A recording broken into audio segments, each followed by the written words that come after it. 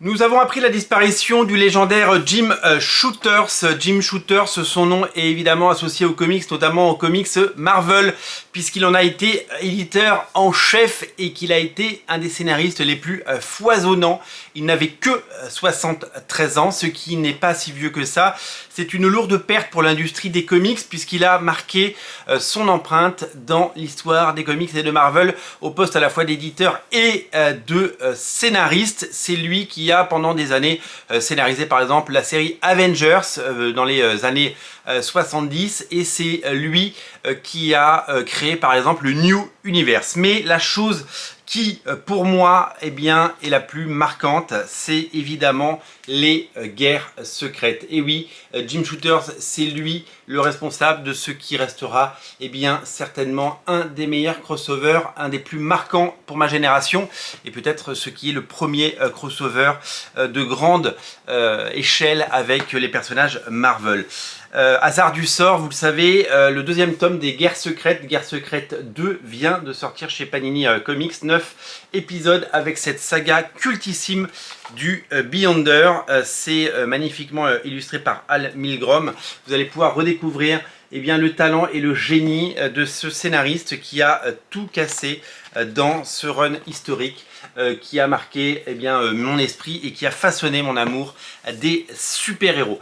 Les Guerres Secrètes, c'est tout simplement ce que moi j'ai adoré et que j'ai pu découvrir dans les années 80. Avant que je me mette à lire des comics et que je commence à en acheter, parce que moi j'ai commencé avec Titan, je vous l'ai déjà dit dans plusieurs vidéos, avec la saga asgardienne, vous le savez, dessinée par Arthur Adams, je lisais par-dessus l'épaule de mon grand frère qui lisait les Guerres Secrètes dans les pages de Spidey et de Speedy, et donc je me souviens, oh là là, ça je l'ai dessiné, j'ai décalqué ça, je me souviens absolument de cette... De ce run historique, de ce mélange des super-héros. J'avais envie d'en savoir plus, j'étais happé, j'étais attiré comme un aimant par ces univers et ce Battlefield, ce Battle World dans lequel les héros affrontaient une galerie de vilains et qui était pour moi fabuleux. Et puis évidemment, les Guerres Secrètes, c'est associé à ces figurines que vous avez certainement eu ou aimé. Ces figurines, j'en possède à peu près 5 ou 6 puisque j'ai pu en racheter à travers l'époque. Celle-là, elle est d'origine, on l'avait achetée à l'époque et celle-là, elle a vraiment marqué des heures et des heures de jeu pour mon frère et moi, et c'était issu évidemment des Guerres Secrètes, donc les personnages principaux venaient de là. Donc la première guerre secrète, les premières Guerres Secrètes ont été un véritable chamboulement pour moi, et les Guerres Secrètes 2 avec ses couvertures incroyables, il y avait marqué, souvenez-vous, qui est le Beyonder sur ces couvertures. C'était quelque chose d'incroyable et c'était quelque chose qui nous a vraiment marqué. Moi je me souviens carrément de ces pages dessinées par Al Milgrom avec le Beyonder qui est partout.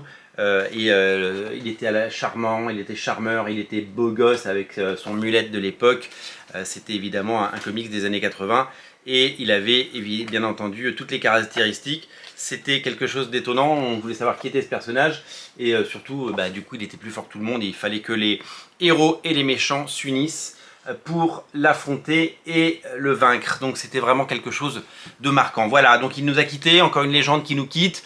C'est bien triste de voir partir tous ceux qui ont façonné l'univers Marvel et l'univers DC, parce qu'il a aussi beaucoup travaillé sur DC, sur la Légion des super-héros notamment.